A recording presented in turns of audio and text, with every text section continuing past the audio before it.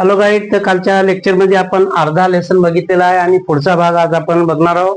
तर पुढच्या भागामध्ये लेखक रघुनाथ माशेलकर यांचा शेवटी युनियन हायस्कूलमध्ये, गिरगाव मधील युनियन हायस्कूलमध्ये त्यांचे ऍडमिशन झाले आणि त्यांचा हायस्कूलचा अभ्यास हळूहळू कंटिन्यू झाला. त्यांचा पुढे अभ्यास सुरू झाला.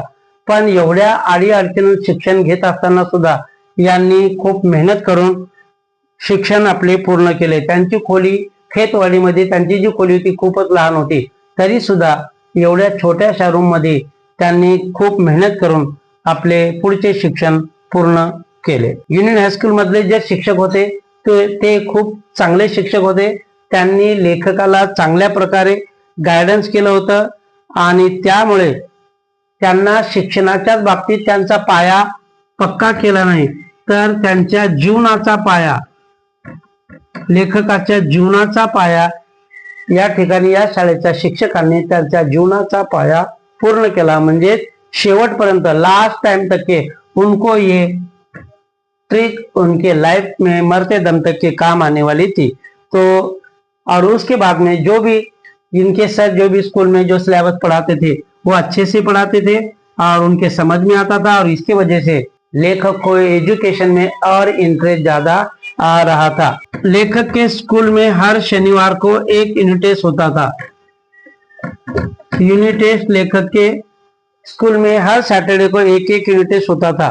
लेकिन ये स्कूल भी बहुत गरीब था और इसकी वजह से स्कूल क्या करती थी, यूनिट टेस्ट में जो भी आंसर पेपर की जरूरत थी ये स्कूल वाले प्रोवाइड नहीं करते थे. तो बच्चे लोगों को घर से खुद के पेपर लाना पड़ता था. और उस टाइम घर से पेपर लाने के लिए लेखक के मम्मी के पास पैसा ही नहीं था, क्योंकि उस टाइम पेपर, एक फुल्स के पेपर 3 पैसे में एक मिलता था. तो लेखक के मम्मी को हफ्ते भर में 3 पैसा जमा करने के लिए उनके आंखों से पानी आता था. तो अपने बच्चे के लिए हर सैटरडे वो एक 3 पैसे का आंसर पेपर लाके देते थे, तभी उनके स्कूल में वो अपने बच्चे का यूनिट टेस्ट का पेपर होता था. कि माझ्या अंगावर काटा तिने माझ्यासाठी, और इसीलिए लेखक यहाँ पे बताते कि मेरे मम्मी ने मेरे लिए बहुत कुछ मेहनत किया है, और मम्मी के मेहनत की वजह से तो लेखक डॉक्टर माशेलकर यहाँ तक के पहुंच गए थे. और एक बार ऐसी हो गया कि कांग्रेस हाउस के पास एक जॉब के लिए लोगों की लाइन लगी थी.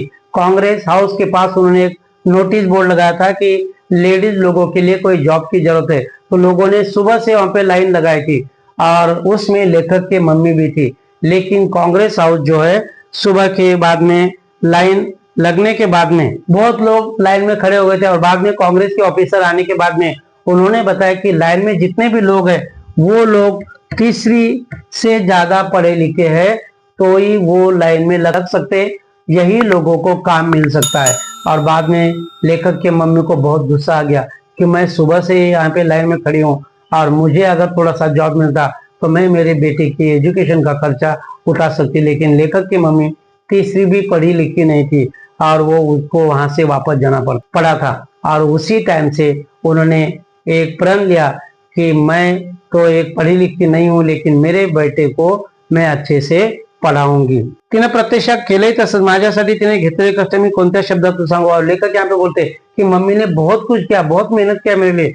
उसने कितना मेहनत किया वो बयां करने के लिए मेरे पास शब्द नहीं, क्योंकि मेरी माँ ने बहुत काबाड कष्ट किया है, मेहनत किया है. कोरे पाटकोरे लिहून आलेले कागद, ती कागद एकत्र जमावायचे आणि त्याच्या वह्या करून बघवायचे. और लेखक के पास अगर जो कोई नोटबुक अगर नहीं होता तो बहुत सारे नोटबुक में बैक साइड में कुछ पेज बच जाते, ब्लैंक पेज. तो उनकी मम्मी ये पेज को फाड़ती थी और उसका एक नोटबुक बनाती थी, और ये पूरा नोटबुक फिर लेखक को सिला के स्कूल में लिखने के लिए बना के देती थी. और लेखक को कभी अक्खा पेंसिल ऐसा मिला नहीं, क्योंकि अक्खा पेंसिल छोटे बच्चे लोगों से अक्सर इरेजर पेंसिल मिस हो जाता है. तो इसीलिए लेखक को अक्खा पेंसिल कभी नहीं मिला, क्योंकि अगर वो अक्खा मिस हो गया, गुम गया, तो उनको फिर से नया पेंसिल लेने के लिए उनके पास पैसा नहीं होता था. और इसीलिए फिर लेखक की मम्मी एक पेंसिल के 3 टुकड़े करती थी और एक एक टुकड़ा करके देती थी, क्योंकि एक आध टुकड़ा अगर गलती से भी गुम जाता है तो उनके पास और एक टुकड़ा पेंसिल का एक्स्ट्रा रह जाता था. और बाद में लेखक के जो भावे सर थे, भावे सर लेखक को भौतिक शास्त्र ये भौतिक शास्त्र सिखाते थे। भौतिक शास्त्र मतलब फिजिक्स। फिजिक्स ये लेखक को भावे सर सिखाते थे और ये विज्ञान का एक सब्जेक्ट है। और उन्होंने ये खाली साइंस या विज्ञान ही नहीं पढ़ाया उनको, तो लेखक को बचपन में ये 3-4 लोग अगर नहीं मिले होते, माँ, मामा, भावे सर, छिरके सर, ये सब लोग अगर उनको नहीं मिले होते तो लेखक का आगे का पढ़ाई मुमकिन नहीं था। वो स्कूल में जा ही नहीं सकते थे क्योंकि उनके मम्मी ने उनको पढ़ाने के लिए बहुत स्ट्रगल किया था। मामा के वजह से उनको गिरगांव में म्यूनसिपालिटी के स्कूल में उनको एडमिशन मिला था और इसीलिए लेखक बोलते ये तीनों लोग जो है, तीनों चारों लोग जो है, मेरे लिए संस्कार का एक केंद्र है, मेरे लिए संस्कार के एक पॉइंट है। और इसीलिए मैं ये जब मुझे गांव की याद आ जाती, बचपन की जब याद आती है तो मन ही मन मैं स्कूल में जाता।